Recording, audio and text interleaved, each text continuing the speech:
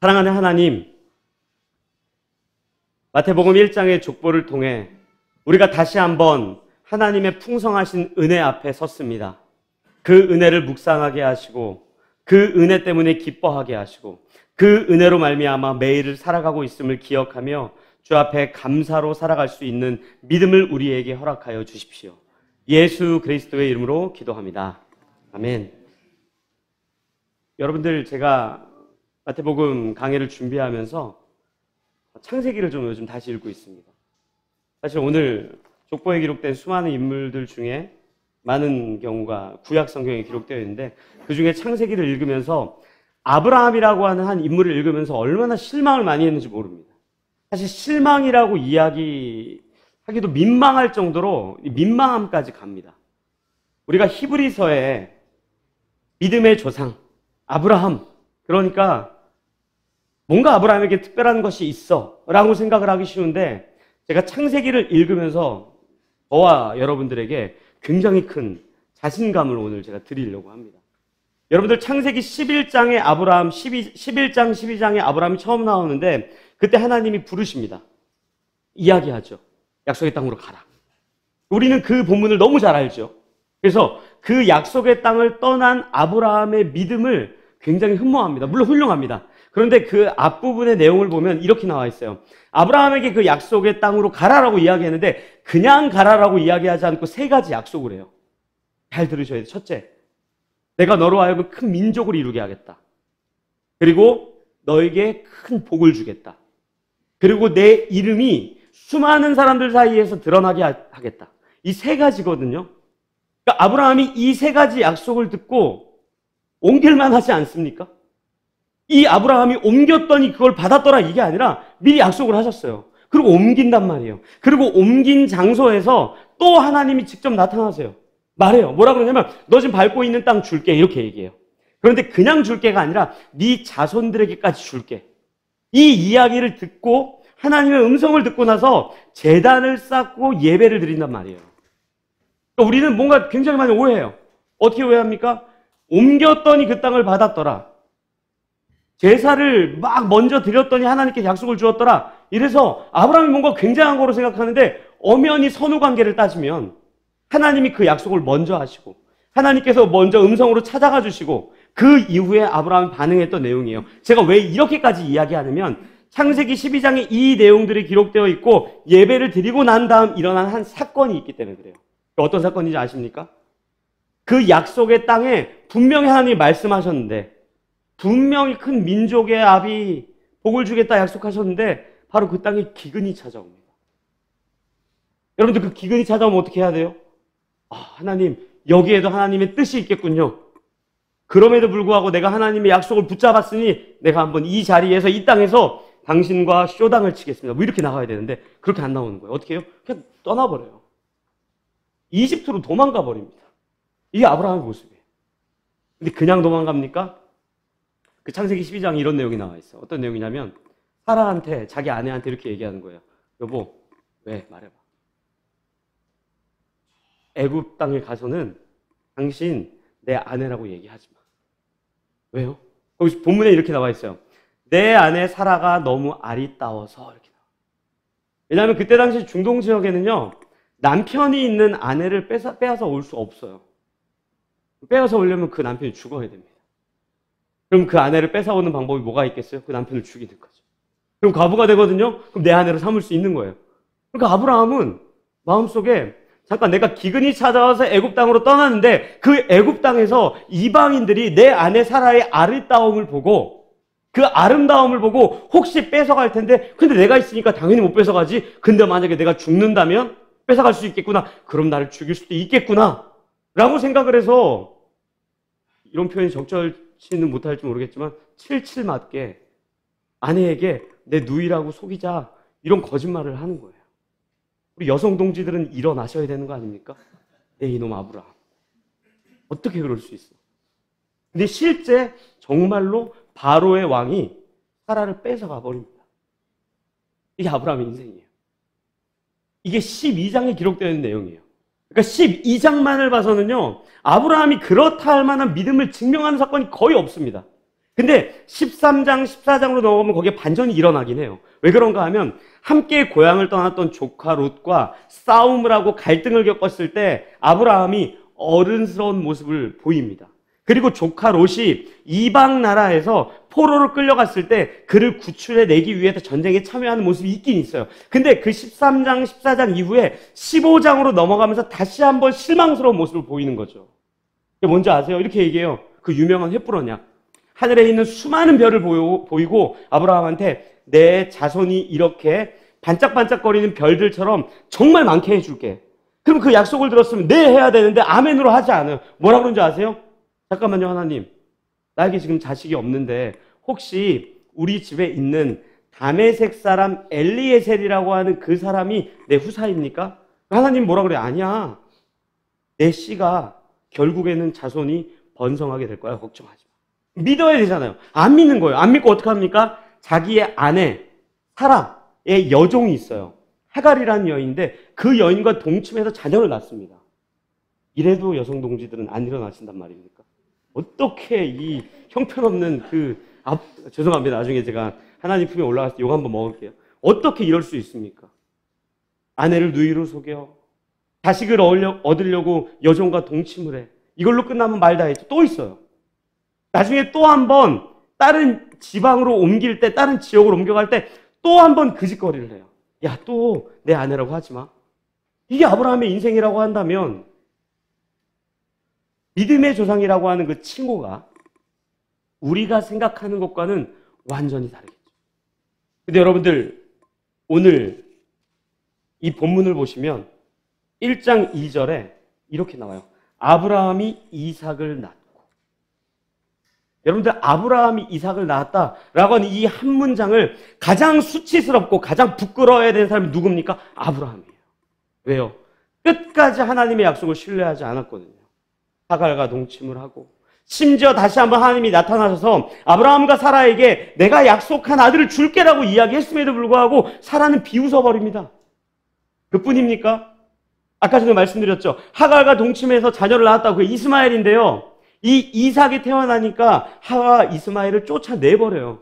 그러니까 사실은 아브라함은 이삭을 낳고 이 한 문장이요. 마태복음에 기록되어 있다는 것은 아브라함에게는 정말 부끄러운 일이요. 수치스러운 일이요.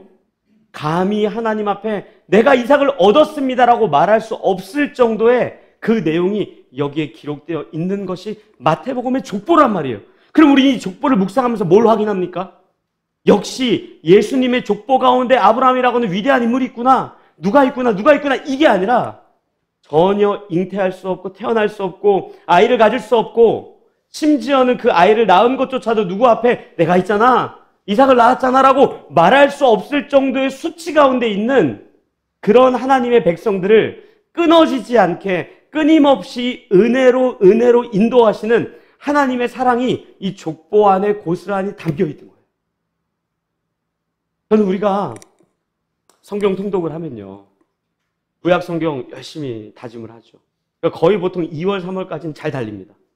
출애굽기까지. 레위기를 딱 마주하는 순간 역시 성경은 여호수아지. 레위기, 민수기, 신명기 스킵해버리고 여호수아로 간단 말이에요. 역시 사사기 재밌어. 그러다가 사무엘서로 넘어가면서 이게 왕의 이름이 많이 나오고 우린 신약부터 읽어야 되는데 마태복음 1장은 이건 목사님이 설교해 준 내용이야. 우리는 2장부터 읽어야 돼. 이게 아니라 여러분들 1장 앞에 서셔야 돼요. 그리고 여기에 담겨있는 은혜의 메시지를 우리가 기억해야 됩니다. 자격 없는 아브라함과 같은 그런 사람들. 여기에 아무런 근거를 내세워서 내 믿음이 훌륭하지 않습니까? 라고 말할 수 없는 수많은 사람들의 이름을 빼곡히 기록한 이유는요. 그냥 스킵하라고 주어진 것도 아니고 이 인물들을 통해서 우리가 역시 아브라함은 그렇기 때문에 구원받았지라고 할 것이 아니라 하나님의 은혜 말고는 설명할 것이 없다라고 우리가 기억하면서 그 은혜의 고백들이 우리 가운데 터져 나와야 되는 게 마태복음 1장의 족보입니다. 저는 우리 라이프교회 가족들이 다시 한번 성경을 묵상할 때 이 마태복음 1장을 읽으면서 그 은혜를 확인했으면 좋겠어요. 아브라함이 이삭을 낳고 라고 하는 이 본문이 얼마나 부끄러운 내용인지, 그 내용이 사실은 아브라함뿐만 아니라 오늘 본문에 빼곡히 기록되어 있거든요. 우리가 오늘 본문을 좀 계속 보겠습니다.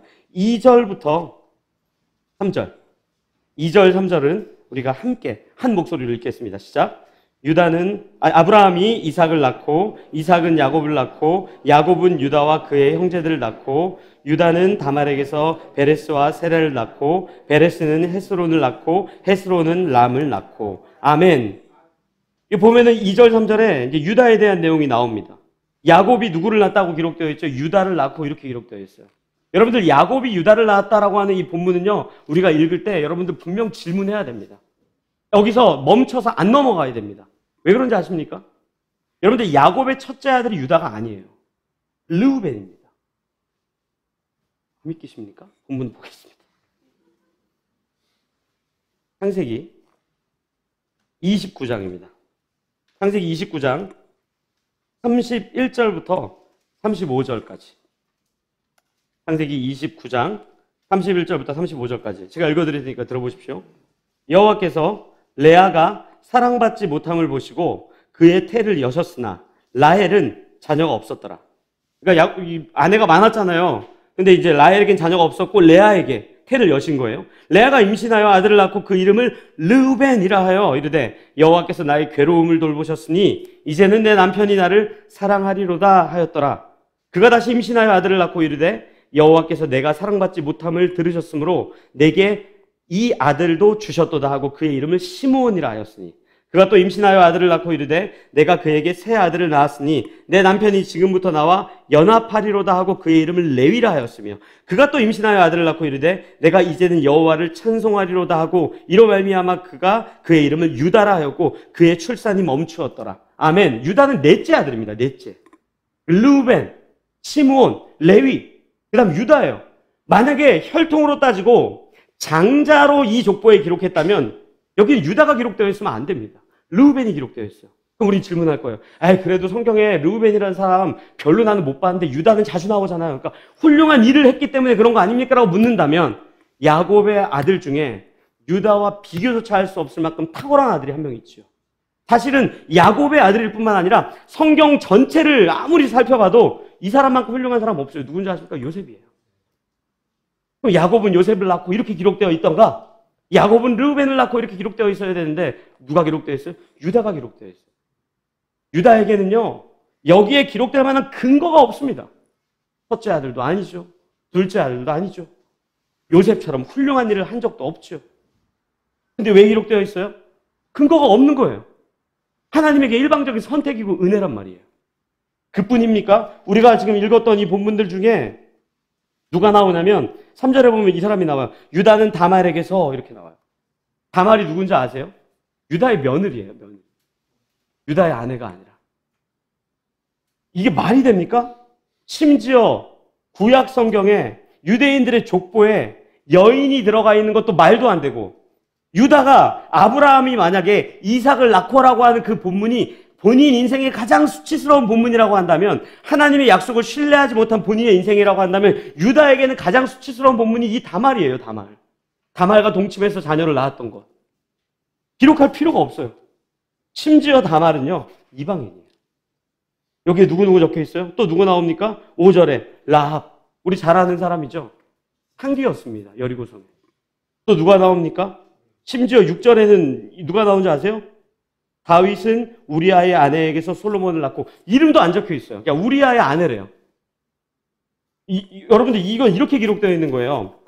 다윗은 우리아의 아내에게서 솔로몬을 낳았다. 이건 뭐냐면요. 다윗은 본인이 갖고 있는 왕의 권력으로 우리아라고 하는 충신의 아내를 빼앗고 동침해서 그 죄를 덮기 위해 우리아를 가장 심각한 전쟁의 제일 앞부분에 밀어넣어서 그를 죽게 하고 솔로몬을 얻었더라.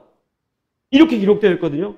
근데 우리는 이 본문을 볼 때마다 자꾸 아브라함과 다윗 가운데 어떠한 근거를 찾으려고 그래요. 만약에 그 근거를 찾는 것이 목적이었다면요. 다윗은 이렇게 기록되어 있지 않겠죠. 이 골리앗을 무너뜨린 다윗은 솔로몬을 낳았더라. 이렇게 기록되어 있지 않겠습니까? 근데 그렇게 기록되어 있지 않아요. 우리아의 아내에게서 솔로몬을 낳았더라. 그렇다면 마태복음 1장 이 족보는요. 우리가 구원받은 이유와 근거를 우리의 혈통이나 우리의 믿음의 헌신이나 우리의 열심이 아니라 말할 수 없는 하나님의 사랑, 아브라함의 때 이 족보가 끊어졌어도 그냥 끊어져도 괜찮은데 그럼에도 불구하고 끝까지 끌고 가는 그 하나님의 은혜가 이 족보에 담겨 있는 거죠. 여러분들이 하나님이라면 어떤 걸 선택하겠어요? 아브라함, 야, 너 내 약속을 신뢰하지 못했어? 하갈과 동침했어? 내가 이삭을 약속했는데 너 비웃었어? 야, 지워. 그 다음 사람 나와. 그 다음 사람 누구예요? 최우주는 최지우를 낳고. 이게 더 빠른 방법 아닙니까? 최우주는 또 실패했어. 또 지우고. 누구는 누구를 낳고. 이렇게 하는 게 훨씬 더 빠른 방법이고요. 훨씬 더 클리어해요. 그렇게 하지 않겠다는 거예요. 끊어지지 않는 그 족보를 만드시겠다는 거예요. 가능성이 있기 때문에 그들을 품는 것이 아니라 여전히 죄인이지만 그 은혜로 말미암아 매일같이 끌고 가시겠다는 거예요. 그 은혜의 내용이 여기 있는 거예요. 그렇다면 우리는 이 본문을 묵상할 때마다 주님, 죄인으로 말미암아 죽을 수밖에 없는 나와 우리의 인생을 오늘도 품어주시니 주님 참으로 감사합니다. 이 고백을 올려드리는 것이 마태복음 1장의 중요한 내용입니다. 여러분들 우리의 인생을 한번 살펴보십시오. 저도 때로는요, 아브라함이 사랑하는 조카를 위해서 멋지게 행동을 하고 그 조카를 구출해내기 위해서 목숨 걸고 전쟁에 참여하는 일, 저에게도 목숨까지는 아니지만 헌신할 때가 있습니다. 그런데 아무리 계산기를 두들겨 봐도 나의 죄악과 나의 의로움을 비교해 보면요, 의로움이 아니라 죄악이 훨씬 많아요. 못난 모습이 훨씬 많아요. 그 모습을 갖고 하나님께 들빌면서 하나님, 내가 당신을 신뢰하면서 내가 살아오지 않았습니까? 라고 말하기에는 너무 창피한 거예요. 그래서 마태복음 1장에 있는 이 족보는 우리로 하여금 아브라함이나 다윗이나 수많은 사람들의 이름을 나열하면서 너희들도 이와 같은 믿음의 사람으로 살아가십시오라고 말하기 이전에 여러분들 이 족보를 보십시오. 어디 하나 멀쩡한 족보가 있습니까? 이방인이 들어가 있고 창기가 들어가 있고 하나님을 원망하고 떠났던 사람들이 들어가 있고 하나님이 허락하신 권력으로 말미암아 범죄하고 성추행할 뿐만 아니라 살인을 저지른 그 인생들이 여기에 빼곡히 기록되어 있다면 이 이름들의 주인은 누구이며 이 이름들을 끊어지지 않게 끌고 가는 분이 누구입니까? 라고 우리에게 질문하고 있는 거예요. 그 앞에 우리의 인생이 있는 거라고요. 감사할 수밖에 없죠. 우리의 믿음을 자랑할 수 있는 페이지가 여기에 있습니까? 없어요. 아브라함과 다윗이 아마 하나님의 품에서 가장 오해하고 있을지 몰라요. 아니, 2024년을 살아가는 대한민국 저 성도들은 왜 이렇게 나를 본받으려고 하지? 창피해 죽겠는데. 예수 그리스도의 은혜, 하나님 아버지의 크신 사랑, 그 성령 하나님의 인격적인 인도하심 말고는요, 우리에게는 자랑할 것이 전혀 없어야 됩니다.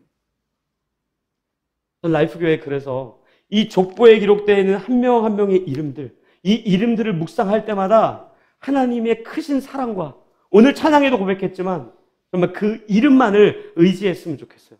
여러분들 이 본문에 얼마나 공평하게 기록되어 있습니까? 여러분들 여기 보시면은요, 베레스, 세라 이런 이름 들어본 적 있으세요? 저는 목회자지만 저도 이걸로 설교했던 적 없었던 것 같아요. 또 누가 있습니까? 여고냐, 이거 한두 번 등장하네요. 아몬 보면 아몬드만 생각나지 뭐 아몬이 누구인지 이런 거 생각을 합니까? 그런데 다윗이랑 똑같이 기록되어 있어요. 거기에 다윗이 더 훌륭하더라 이렇지 않습니다. 다윗, 누군가는 그렇게 얘기해요. 다윗은 왕자 붙어 있지 않습니까? 근데 왕자 다음에 문장을 보세요. 우리아의 아내가 나온다니까요. 아브라함도 믿음의 사람 이렇게 나와 있잖아요. 그냥 담백해요. 아브라함 이삭을 낳았다. 우리가 신앙생활 한다는 것은요, 우리의 믿음을 자랑하기 위해 모인 것이 아니라 우리의 헌신을 누군가에게 증명하고 내 믿음을 자랑하고 누군가를 민망하기 위해서 이 자리에 모인 것이 아니라 죄인 된 우리의 본질적인 모습을 확인하고 실존적인 우리의 가망 없음, 소망 없음을 확인하는 그 자리에서 결국은 예수 그리스도를 우리에게 허락해 주신 하나님의 사랑을 발견하기 때문에 우리가 이 자리에서 예배를 드리는 겁니다. 기도하고 찬양하고 하나님 말씀 앞에 서는 겁니다. 저는 우리 라이프계 가족들이 진심을 다해서 자랑할 것이 예수밖에 없었으면 좋겠어요. 참으로 예수 말고는 소망이 없다는 그 고백을 했으면 좋겠습니다. 그것이 은혜이고 이 족보에, 이 출생에 담겨있는 비밀입니다. 그런데 그 은혜의 비밀이 단순하게 그냥 예수 그리스도가 그 구원의 은혜입니다, 그분이 우리를 사랑합니다, 이걸로 끝이는 것이 아니라요, 오늘 우리의 인생에도 그 은혜가 어떻게 전달되고 있는지를 굉장히 자세하게 설명하고 있습니다. 우리가 11절과 12절 그리고 17절 이 세 절을 천천히 한 목소리로 읽도록 하겠습니다. 11절과 12절입니다. 같이 읽겠습니다. 시작. 바벨론으로 사로잡혀갈 때 요시야는 여고냐와 그의 형제들을 낳으니라. 바벨론으로 사로잡혀간 후에 여고냐는 스알디엘을 낳고 스알디엘은 수룹바벨을 낳고. 17절 읽겠습니다. 시작. 그런즉 모든 대수가 아브라함부터 다윗까지 14대요. 다윗부터 바벨론으로 사로잡혀갈 때까지 14대요. 바벨론으로 사로잡혀간 후부터 그리스도까지 14대더라. 아멘. 사람들의 이름이 쭉 기록되어 있다가 갑자기 사건이 기록되어 있는데 바벨론이라는 이름이 나옵니다. 이게 뭐냐면 이런 거예요. 이스라엘 백성들이 바벨론으로 포로로 끌려갈 때까지, 그리고 포로 생활을 하다가 또 포로에서 풀려날 때까지, 이런 내용을 적은 건데, 이 아브라함과 이삭이나 이런 이름들만큼 부끄러운 내용이 뭐냐면, 수치스러운 내용이 뭐냐면, 힘들고 마음이 어려워지는 내용이 뭐냐면, 이스라엘 백성들이 포로로 끌려갔다는 거예요. 왜요? 그때 유대인들은, 이스라엘 사람들은, 히브리 사람들은 하나님 살아계신 거 맞습니까? 라고 질문할 수밖에 없거든요. 만약에 살아계시다면 우리가 왜 포로로 끌려가야 됩니까? 왜 아수르는 힘이 세고 왜 이스라엘은 포로입니까? 왜 바벨론은 그 권력이 막강하고 우리는 그 종이 되어야 됩니까? 페르시아, 그리스, 로마에 이르기까지 모두가 권력을 취하고 하나님의 백성들, 이스라엘 사람들은 왜 노예 생활을 해야 됩니까? 라고 묻는 거예요. 또 뭘 묻습니까? 그러면 자연스럽게 묻겠죠. 하나님 살아계신 거 맞습니까? 그런데 오늘 이 족보를 통해서 다시 한번 말하고 있는 거 아니에요? 너희들이 바벨론으로 끌려갈 그때에도 나는 하나님이야. 너희들이 포로 생활을 하는 그때에도 나는 한 번도 쉰 적이 없어. 너희들이 말라기 선지자 이후에 마태복음이 기록되기까지 400년간의 침묵기, 하나님이 안 계시기 때문에 말씀하지 않는 거 아닙니까? 라고 묻고 있는 그 시간에도 나는 너희들을 사랑하기 때문에 예수 그리스도를 예비하고 있었던 거야 라고 우리에게 묻고 있다면, 긴 어두운 터널을 지나고 있는 우리의 인생 속에 하나님 계십니까? 왜 침묵하십니까? 왜 내 기도에 응답치 않으십니까? 살아계신 게 맞습니까? 라고 묻는 그 질문에 대한 답변이 오늘 이 족보 아닙니까? 왜요? 그때에도 주님은 단 한순간도 하나님이시기를 포기하지 않고 우리를 위해 일하시고 계셨거든요. 지금 당장 우리의 시간을 보면, 오늘 당장 우리의 인생을 보면 하나님 안 계신 것 같을 때가 너무 많죠. 저도 그래요. 왜 침묵하시지? 왜 내 편을 들어주시지 않지? 내가 지금 하고자 하는 이 모든 내용들이 나조차고 하자는 건가? 그런데 왜 침묵하시지? 유대인들도 똑같이 질문했어요. 하나님, 그 포로로 끌려갈 때 선지자의 말씀이 없고 하나님의 기적이 일어나지 않을 때 정말 당신 계신 겁니까? 라고 하는 그 질문 앞에 오늘 이 족보를 통해 예수 그리스도를 우리에게 보여주시며 이 예수야말로 그 질문에 대한 답변이 아니냐라고 우리에게 말하고 있는 거예요. 여러분들, 이 질문은 저와 여러분들만 하는 것도 아니고 이때 당시 유대인들만 한 것도 아니고 성경의 모든 인물들이 다 했어요. 제가 그 본문 중에 모세가 하나님께 했던 본문을 여러분들에게 소개해 드릴게요. 출애굽기 3장 6절입니다. 이 모세가 애굽의 왕국에서 애굽의 군인을 한 명 죽이고 도망자가 돼서 나중에 이 지명수배자가 된 거죠. 지명수배자가 돼서 살다가 완전히 할아버지가 돼서 모든 기운이 빠졌을 때 하나님이 그때 나타나신단 말이에요. 그랬더니 모세가 뭐라 그래요? 이렇게 얘기해요. 3장 6절입니다. 하나님께서 이렇게 얘기하죠. 이르시되 나는 내 조상의 하나님이니 아브라함의 하나님, 이삭의 하나님, 야곱의 하나님이다. 이게 무슨 뜻입니까? 아브라함 때도 내가 살아있었고 이삭의 때도 살아있었고 야곱의 때도 살아있었다면 내가 내 때에도 살아있는 하나님이 맞아라고 이야기하는 거예요. 그럼에도 불구하고 모세는요, 불만이 있었던 거예요. 13절에 이렇게 얘기해요. 모세가 하나님께 아뢰되 내가 이스라엘 자손에게 가서 이르기를 너희의 조상의 하나님이 나를 너희에게 보내셨다 하면 그들이 내게 묻기를 그의 이름이 무엇이냐 하리니 내가 무엇이라고 그들에게 말하리이까? 굉장히 하나님을 존중하는 질문 같죠? 그렇지 않아요? 하나님, 대체 하나님이 누구냐 그러면 내가 뭐라고 말할까요? 침묵한 하나님이라고 말할까요? 몇십 년 동안 찾아오지 않는 하나님이라고 말할까요? 뭐라고 말할까요? 그랬더니 하나님 뭐라 그래요? 하나님 모세에게 이르시되 나는 스스로 있는 자이니라. 이 무슨 뜻이냐면요, 여러분들 오늘 외우십시오. 나는 스스로 있는 자다, 이거예요. 나는 단 한 번도 하나님의 길을 포기한 적이 없었다. 그게 우리 인생에 하나님이 답변하고 있는 거예요. 마태복음 1장에 기록되어 있는 이 족보의 내용은요, 우리에게 예수님이 어떠한 혈통으로 오셨는지를 이론적으로, 지식적으로 설명하지 않습니다. 끊어졌어도 벌써 끊어졌어야 되는, 지웠어도 벌써 지웠어야 되는 인물들, 이름조차, 이 사람이 누군지조차 모르는 그 인물들이 기록됨을 통해 예수님이 우리를 얼마나 사랑하시는지, 하나님이 우리를 얼마나 은혜 가운데 장중에 붙들고 계시는지를 우리에게 설명하고, 침묵하고 어두웠던 시대에도 하나님이 살아계시며 우리의 인생 속에 답변하지 않는 답답한 우리의 질문에 하나님께서 오늘도 답변하고 있는 거예요. 그래서 오늘 이 본문은 아마 이렇게 우리에게 질문하고 답변하는 내용인지 모르겠습니다. 하나님, 당신이 나에게 약속하신 아들 이삭을 나는 믿지 않았어요.